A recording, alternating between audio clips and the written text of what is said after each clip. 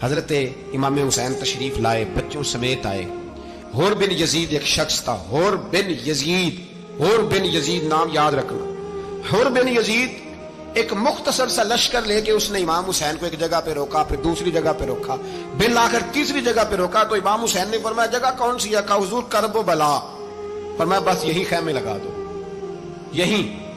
حضرت سیدہ زینب نے پوچھا امام حسین سے کہ سارے زمانے نے روکا ہے، ٹھیک ہے آپ حق پہ ہیں، یہ بھی سب نے کہا آپ حق پہ ہیں، پر روکا بھی سب نے، آپ روکے کیوں نہیں؟ تو ابن کثیر اور ابن اسیر لکھتے ہیں کہ امام حسین رو پڑے، کہنے لگے بہن میں رک جاتا پر میں نے رات کو نانا مصطفیٰ کو خواب میں دیکھا ہے۔ تو حضور نے فرمایا حسین اگر آج یہ رواج پڑ گیا نا یزید جیسے لوگوں کا تو قیامت تک پڑا رہے گا، پھر لوگ کہیں گے کوئی نکلا نہیں تھا تو ہمیں بھی نکلنا، پھر لوگ ظالموں کے سامنے گردنیں جھکانے کے عادی ہو جائیں۔ میں کہتا رہتا ہوں، کہہ رہا ہوں، کربلا کی جنگ کفر اسلام کی جنگ نہیں، کفر اسلام کی جنگ نہیں کربلا کی، کیونکہ یزید تو بڑا پکا نمازی تھا، خطبہ دیتا تھا وہ تو۔ جب امام حسین رضی اللہ تعالیٰ عنہ نے کربلا کے میدان میں جمعے کا دن تھا تو یزید کے سامنے کو بات کرنی شروع کی عمر بن سعد کے سامنے، تو عمر بن سعد کہنے لگا حسین زیادہ باتیں نہ کر، ہمارا جمعہ لیٹ ہو رہا ہے، جنگ کے لیے تیار ہو، فٹافٹ آ، اہل بیت نبوت کو قتل کریں گے اور قتل کے بعد پھر نماز پڑھیں گے اور پھر کہیں گے اللہم صلی علی محمد وعلی آل محمد، اسی نماز میں پھر درود بھی پڑھیں گے۔ یہ کیسا مرتبہ ہے، کیسا انداز ہے، دوستی قاتل سے بھی مقتول سے یارانہ بھی۔ حور بن یزید امام حسین سے کہنے لگا مجھے حکم ہے آپ کو روکنے کا، آپ آگے نہیں جا سکتے۔ امام صاحب نے فرمایا وجہ؟ زمین اللہ کی ہے۔ اس نے کہا آپ بیعت نہیں کر رہے، یزید کی حالات آپ کے حق میں درست نہیں ہیں، آپ نہیں جائیں گے۔ امام روک گئے۔ ظہر کی نماز کا وقت ہوا تو حضرت علی اکبر امام حسین کے بڑے صاحبزادے انہوں نے اذان ظہر پڑھی تو حور بن یزید کے لشکر نے امام حسین کے پیچھے نماز ادا کی۔ کہا بھئی تم مقابلے میں آئے ہو نماز پیچھے پڑھتے ہو؟ کہا حضور مقابلہ تو تلواروں سے کر رہے ہیں پر ہمارا دل تو مانتا ہے نا کہ مصطفیٰ کا نواسہ بڑی شان والا ہے۔ حور بن یزید نے 3 نمازیں لشکر سمیت امام حسین کے پیچھے پڑھی ہیں، 3 نمازیں، ظہر اثر اور مغرب۔ پھر امام حسین کے سامنے شرائط پیش کی کہ آپ کو یہاں گھیر لیا گیا ہے، یہاں آپ بیعت کریں گے یا آپ جنگ کریں گے، 2 ہی باتیں۔ امام حسین نے فرمایا نہیں بھائی بیعت تو میں نہیں کرتا، اس کے علاوہ تم جو کہتے ہو میں کرنے کو تیار ہوں۔ اس نے خط لکھا، عبید اللہ ابن زیاد کو ایک بندہ دوڑایا پیچھے، کوفے چند میل پہ کوفہ تھا، کہا وہ نہیں مان رہے، کیا کرنا؟ تو حسین ابن علی ہے، میں زیادہ دیر انہیں روک بھی نہیں سکتا۔ انہوں نے پیغام دیا حور بن یزید کو کہ کرنا کچھ بھی نہیں، ان کا پانی بند کر دو، بلیک میل کرو، کھانا پانی نہیں ملے گا، چھوٹے چھوٹے بچے ہیں خود ہی مان جائیں۔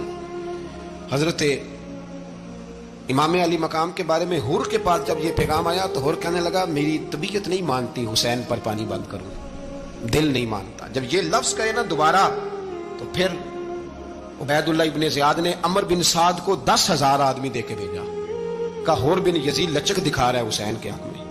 ایک رے کا علاقہ تھا، بڑی وہاں فصل ہوتی تھی، لوگ کوشش کرتے تھے وہاں کا گورنر بننے کی، کوشش کرتے تھے۔ تو عبید اللہ ابن زیاد کہنے لگا تمہیں رے کی گورنری ملے گی، سب سے سرسبز و شاداب علاقہ، تمہیں وہاں کا گورنر بنایا جائے گا اگر حسین کے خلاف لڑو گے۔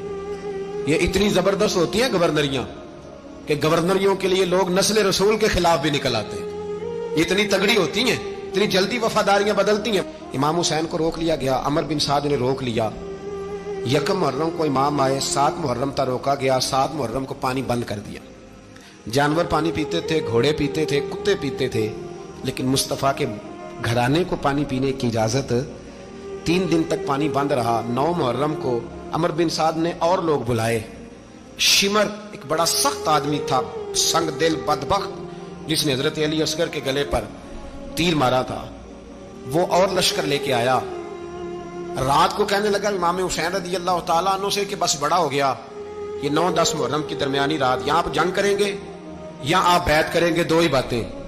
امام حسین اندر گئے، سیدہ زینب سے مشورہ کیا، باہر آئے، فرمایا بات وہی ہے جو پہلے دن والی ہے۔ او بھائی بچے ساتھ ہو، صحرا کا علاقہ ہو، تپتی ہوئی ریت ہو، اتنے کٹھن اور سخت حالات، چاروں جانب موت ہی موت، دور دور تک اپنوں کا نام و نشان کوئی نہیں، اور اکیلے فیصلہ کرنے والے امام حسین، باقی سارے بچے ہیں یا عورتیں، سارے بڑے اکیلے۔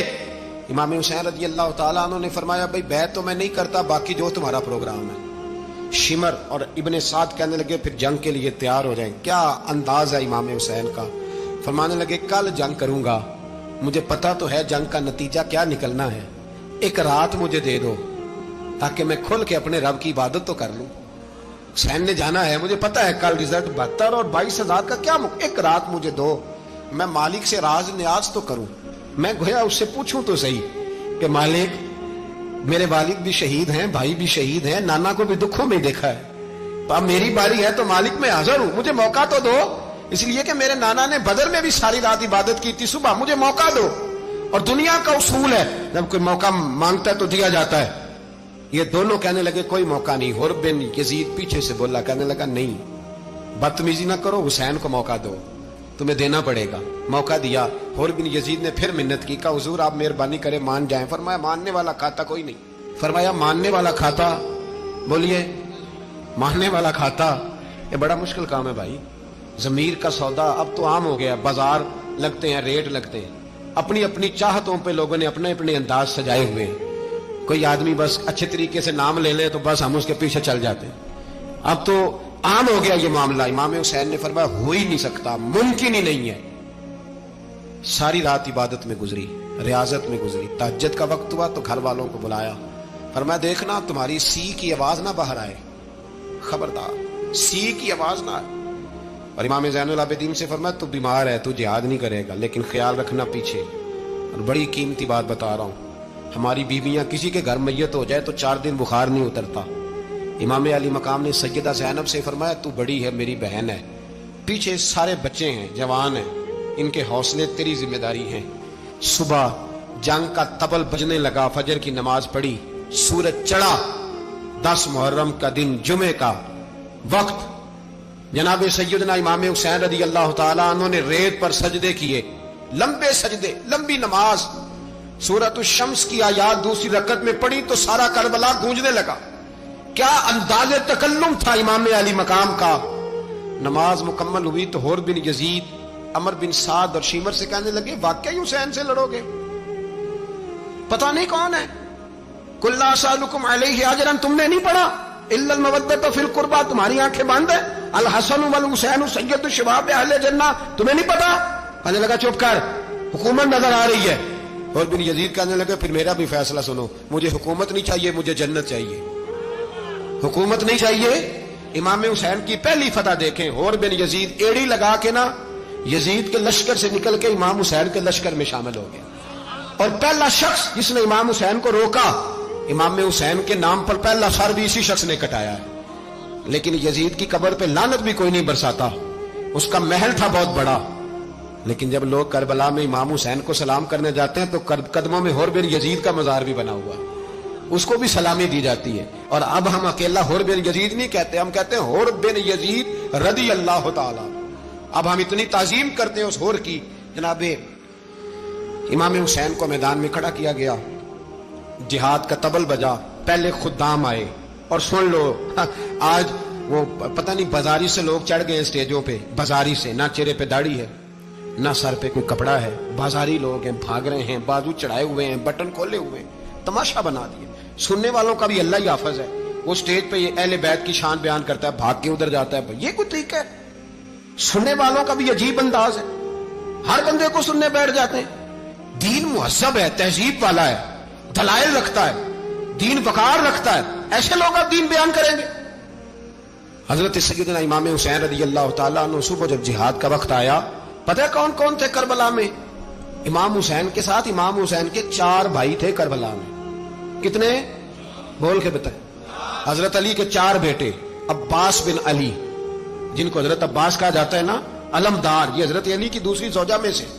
अब्बास बिन अली भी थे और अबू बकर बिन अली भी थे, उमर बिन अली भी थे, उस्मान बिन, ये हजरत अली के बच्चों के नाम है।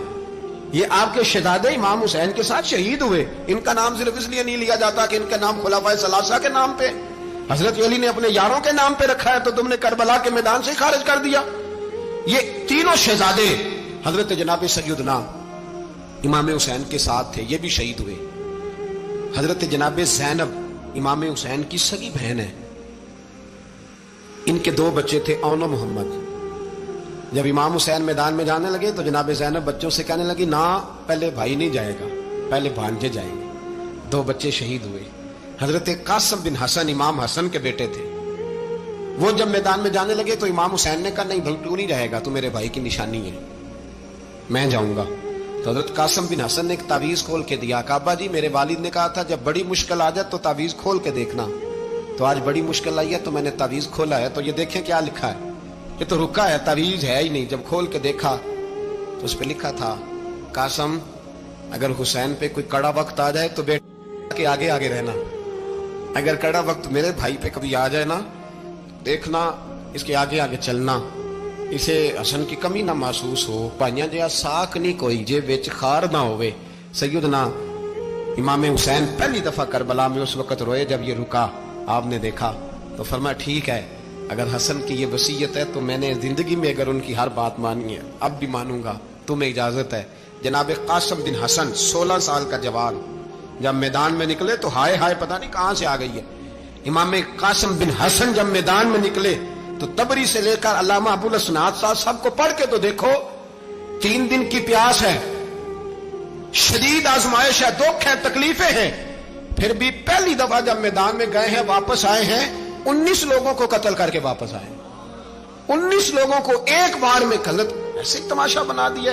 مظلوم تھے وہ تو رو رہے تھے, ہر مقرر یہ کہہ رہا ہے کہ وہ تو بار بار کہ ابا پانی مل جائے, پانی آ جائے, ترس گئے. خدا کا خوف کرو, یہ دلیر لوگ تھے, ان کی باتیں آج بھی پڑھ کے دلیری پیدا ہوتی ہے, دلیری پیدا ہوتی ہے, دلیری.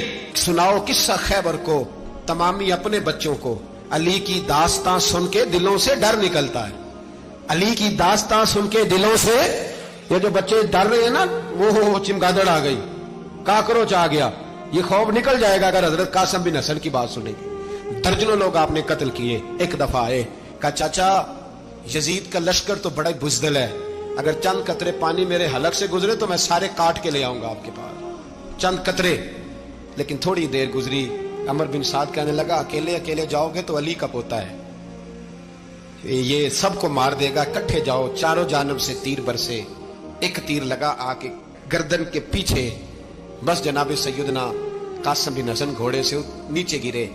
تو جناب زینب حوصلہ کر کے آنسو سمیٹ کے کہنے لگی میں دیکھ رہی ہوں پردے کے پیچھے سے حسین میرے بھائی کا بیٹا گر گیا ہے, جا اسے اٹھا کے لا. حضرت امام حسین ان کو اٹھا کے لائے تو امام حسین نے سینے سے لگایا ہوا تھا تو ان کے پیر, ان کا قد لگتا تھا امام حسین سے زیادہ ہے, اٹھا کے لایا, لٹا دیا گیا. امام حسین کے اپنے بڑے بیٹے میدان میں نکلنے کو, علی اکبر نام ہے, جب جن لوگوں نے حضور کو نہیں دیکھا تھا وہ جب کہتے نا ہم نے نبی پاک کا دیدار نہیں کیا تو بتاؤ کس طرح کے تھے, تو بتایا جاتا تھا کہ جناب علی اکبر کا دیدار کرو, ہم شبیہ مصطفیٰ. اور جب وہ گلیوں میں نکلتے تھے تو عورتیں چھتوں پہ چڑھ جاتی تھیں. جناب علی اکبر رضی اللہ تعالیٰ عنہ تلوار لے کے میدان میں نکلے, جوان بیٹے دینے بڑے مشکل. او یارو رٹا کیا ہے یہ تو بتاؤ, کہ ظالم آدمی حکمران ہے, یار یہ رٹا ہے, ایک ظالم کا رستہ روکنا ہے, اس رٹے کے لیے ہم شبیہ مصطفیٰ. جناب سیدنا امام علی اکبر میدان میں نکلے, بڑے لوگ مارے, بڑے, پھر ایک تیر ان کے بھی گلے میں لگا, اور جب وہ گرے نا زمین پہ تو حضرت امام حسین دوڑ کے آئے, دوڑ کے, اور جب تشریف لائے تو ان کے گلے سے تیر کھینچا. تو ایک جملہ لکھا ہے صاحب تبری نے, اس نے حد کر دی, کہنے لگے تیر کھینچا تو امام حسین کی آنکھوں میں آنسو آئے, کہنے لگے کاش جناب ابراہیم آج میرے سامنے ہوتے تو میں انہیں کہتا کہ آپ نے تو بیٹا ذبح کرتے وقت آنکھوں پہ پٹی باندھی تھی, دیکھو میں کھلی آنکھوں سے بچے ذبح کر رہا, کھلی آنکھوں. کاش جناب ابراہیم خلیل ہوتے تو انہیں کہتا. جناب علی اکبر بھی شہید ہوئے. حضرت علی اصغر کو تو اچانک اٹھایا تھا امام حسین, باہر نکلے تو گردن پہ تیر لگا تو 6 مہینے کا بچہ وہ بھی شہید ہوا. خون اچھالا آسمان کی طرف تو کہا مولا دیکھ لے, میں نے 6 مہینے والا بھی نہیں بچایا, وہ بھی دے دیا ہے. پھر حضرت عباس کو بیٹیوں نے کہا کہ اب نہ, کچھ کہتے ہیں پہلے شہید ہوئے, کچھ نے لکھا بعد میں, کہ اب ہم سے پانی کے بغیر نہیں رہا جاتا. تو جناب عباس پانی کا مشکیزہ لے کے نکلے, باہر نکلے, ایک ہاتھ کٹا, دوسرے پہ مشکیزہ وہ بھی کٹا. دیکھ لو میں پس منظر پہ ہوں ابھی تک, میں بتا رہا ہوں کہ جہاد کس کے خلاف تھا, ظالم حکمران کے خلاف, ظالم کافر کے خلاف نہیں, مشرک کے خلاف نہیں.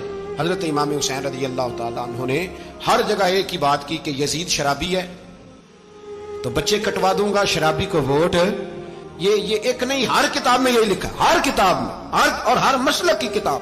یزید چونکہ مجرے دیکھتا ہے، رنڈیوں کا ناچ دیکھتا ہے، بچے کٹوا دوں گا، اس کے ہاتھ میں ہاتھ۔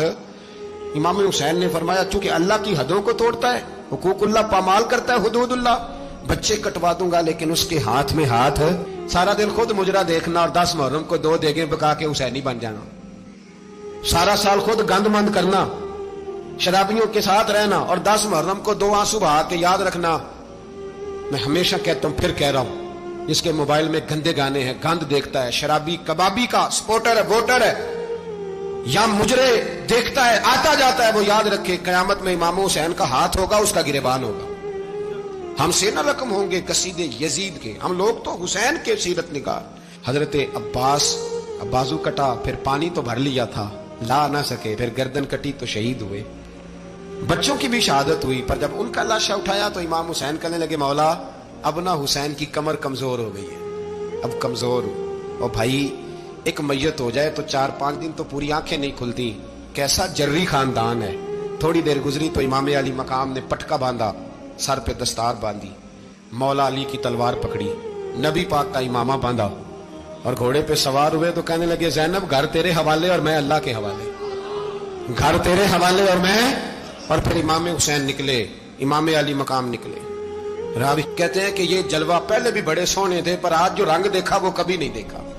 کیا انداز تھا، جدھر جاتے نعرہ لگاتے تو حد ہو جاتے۔ اتنے لوگ امام حسین نے کاٹے، اتنے کاٹے، پھر واپس پلٹ کے آئے اور کہنے لگے زینب ذرا پردے کے پیچھے سے دیکھ تو صحیح میری بہن، ان بزدلوں کو جرت ہی نہیں ہو رہی حسین کے مقابلے میں آنے، ایک دوسرے کو دھکا دیتے، تو جا تو جا۔ پھر اکٹھے وار ہوئے۔ یہ کون ہے کٹا ہوا، لباس ہے پھٹا ہوا، یہ بال یقین حسین ہے، نبی کا نور عین ہے۔ پھر چاروں جانب سے تیر برسے تو امام علی مقام چونکہ نماز کا وقت ہو گیا تھا، اترے گھوڑے سے، خون بہ رہا تھا، گرم ترین ریت سے تیمم کیا، سر سجدے میں رکھا، اور جب شیما راو کی گردن کاٹنے لگا تو کہنے لگے ٹھہر جا ذرا رب سے ایک بات کر لینے دے۔ اور پھر بولے امام حسین، کہنے لگے مالک تو اب بتا کہ حسین سے راضی ہے کہ ناراض ہے، تو بتا۔ تو پھر ایک آواز آئی، یا ایتھا النفس مطمئنہ ارجعی الی ربک راضیۃ مرضیہ، فرمایا نفس مطمئنہ واپس آ جا، تو اللہ سے راضی ہے، اللہ تجھ سے راضی۔ امام حسین وہاں شہید ہو گئے۔ اب یہ قافلہ امام حسین کا سر کاٹ، ذرا دیکھنا غور کرنا، سر کاٹ کے نیزے پہ رکھا ہے، جسم کربلا میں پڑا ہے، عورتوں کو گھوڑوں پہ بٹھا کے لے جایا گیا یزید کے دربار میں۔ یزید پہلے عبید اللہ ابن زیاد نے بدتمیزی کی، پھر یزید نے کی۔ سعودی عرب کا ایک مولوی بول رہا تھا، سعودی عرب کا، ان سے بھی بڑا عشق ہے، جس نے تقریر سننی ہو میرے پاس ہے۔ ہمیں لوگ مشورے دیتے ہیں کہ جو یزید کو اچھا کہے اور حسین کو باغی کہے اس کو ہم امام مان لیں، اس بے شرم بے حیا کو جو نبی پاک کے گھرانے کے بارے میں بکے اسے امام۔ سعودی عرب میں مسجد نبی میں درس دینے والا جس نے تقریر سننی ہو میرے پاس ہے، وہ کہتا ہے یزید تو بڑا اچھا آدمی تھا، اس نے تو بڑی خدمت کی، تو میں نے اسے کہا رشتہ داری کر لیا یزید کے ساتھ، قریب ہو جا۔ شرم نہیں آتی؟ آج بھی نبی پاک کا دل دکھاتے ہو، حیا نہیں آتی، خیال نہیں آتا؟ اور لوگ گھر میں بیٹھ کے باتیں کرتے ہیں، کہتے ہیں جی جو بیت اللہ میں ہو وہ بھی برا ہو سکتا ہے۔ بیت اللہ میں تو 360 بت بھی تھے، وہ اچھے تھے۔ مدینے میں تو 360 منافق بھی رہے، پوری سورہ منافقون نازل ہوئی، وہ اچھے تھے۔ عجیب تماشا بنا دیا لوگوں نے مذہب کا۔ کہتا ہے یزید نے تو بڑی خیر، وہ تو عبید اللہ ابن زیاد نے قتل کیا۔ بے شرمو، اگر عبید اللہ ابن زیاد نے بھی قتل کیا تھا تو حکومت کس کی تھی؟ تو پھر یزید نے عبید اللہ ابن زیاد کو سزا کیوں نہیں دی، بلکہ ایک جگہ 2 گورنریاں دی اس کو؟ یہ حال کیا۔ بلکہ سنو کہ یزید چھڑیاں مار رہا تھا، چھڑیاں امام حسین کے لبوں پہ۔ تو نعمان بن بشیر صحابی تھے، بول پڑے، کہنے لگے او یزید بدبخت، ہاتھ پیچھے اٹھا، مجھے اللہ کی عزت کی قسم میں نے سینکڑوں بار نبی پاک کو ان ہونٹوں کو چومتے دیکھا ہے۔ حضرت جناب زینب عورتوں کے مجمع میں پیچھے ہو کے بیٹھی ہیں۔ یزید کے پاس جب پہنچا لشکر تو یزید کہنے لگا دیکھو اللہ نے مجھے عزت دی اور میرے مخالفوں کا کیا حال ہوا۔ تو بی بی زینب بول پڑی، اتنے صدمے سہے پر آواز توانا ہے، جاندار ہے، جاندار۔ ہمارا کسی بندے سے جائیداد کا رٹا نہیں، ہم تو چاہتے ہیں امت اکٹھی ہو جائے، لیکن جو بندہ نبی پاک کی ماں کو دوزخی کہے، حضور کے باپ کو جہنمی کہے، یزید کو امیر المومنین کہے، اس کے ساتھ اتفاق رائے کر لیا جائے، یہ مذہب ہماری سمجھ میں نہیں آتا، بالکل نہیں آتا، قطعاً نہیں ہماری سمجھ میں آتا۔ کیسے اتحاد کر لیا جائے، یا تو میرے بھائی جو ہمارے ابا کا مخالف ہو، اس سے اتحاد نہیں ہوتا، اور جو نبی پاک کے والد کو دوست کی کرے اس سے اتحاد ہو جائے۔ کہتے ہیں جی وہ جی اتنی فرقہ واریت ہو گئی، ہم کس مسجد میں جائیں؟ 60 پارٹیاں پاکستان میں رجسٹرڈ ہیں جو الیکشن لڑتی ہیں۔ کبھی کسی بندے کو ٹینشن نہیں ہوئی کہ کس کے پاس جائیں کس کے پاس نہ جائیں، کبھی نہیں کو بولا کہ اب وہ بھی کھڑا ہو گیا، وہ بھی، کوئی ٹینشن نہیں۔ مذہب کی باری ٹینشن ہو جاتی ہے، اتنا بڑا مذہب ہوتا ہے بھائی، غلط بندے بھی آ ہی جاتے ہیں بیچ میں، تھوڑا پہچان کے چلنا پڑتا ہے صحیح کون ہے اور غلط ہے۔ اور یہی تو ہمیں امام حسین نے بتایا ہے کہ مذہب کے اندر ہی تم نے شناخت کرنی ہے کہ بندہ ٹھیک کون ہے اور بندہ غلط ہے۔ یہی تو کربلا ہے، یہی تو امام حسین نے بتایا، کفر اسلام نہیں، حق اور باطل۔ تو سمجھیے گا، حضرت سیدہ زینب نے جب سنا نا کہ یہ کہہ رہا ہے کہ مجھے اللہ نے عزت دی، تو جناب زینب بولی، نعمان بن بشیر کہتے ہیں بی بی بولی، اتنے صدمے ہیں پر جناب زینب بولی اللہ اکبر، اس انداز میں بولی کہ پہلے قرآن مجید کی آیت پڑھی، کہنے لگی وَتُعِزُّ مَن تَشَاءُ وَتُذِلُّ مَن تَشَاءُ بِيَدِكَ الْخَيْرُ إِنَّكَ عَلَىٰ كُلِّ شَيْءٍ قَدِيرٌ۔ اور پھر کہنے لگی یزید تو بکتا ہے، کہتا ہے کہ تو عزت والا ہو گیا، یہ تیری حکومت ہے، 4 دن گزرنے دے، تجھ پہ کوئی لعنت بھی نہیں برسائے گا، اور میرے بھائی کا قیامت تک ممبروں میں اور خطبوں میں ذکر ہوا کرے گا، وقت گزرنے دے۔ جب جناب بی بی زینب بول رہی تھی تو حضور کے نابینا صحابی پاس بیٹھے تھے، جناب نعمان بن بشیر کا ہاتھ ہلایا، ہلا کے کہنے لگے کیا علی آ گئے؟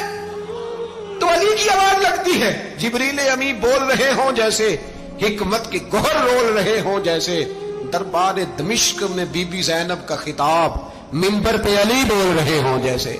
میرے بھائی بس کربلا والا قافلہ تو مدینے پہنچ گیا، 3 سال یزید نے حکومت کی، شرابیں عام ہو گئی، مکے پہ حملہ ہوا، خانہ کعبہ کا غلاف جلا، مدینے پہ اس نے حملہ کیا، 3 دن مسجد نبوی میں اس نے گھوڑے باندھے، مسجد نبوی میں صحابہ کو نکال کے اپنا اس نے امام مقرر کیا، لیکن پھر امت نے اسے قبول نہ کیا، پھر وہ رسوا ہوا اور آج تک وہ رسوا ہے۔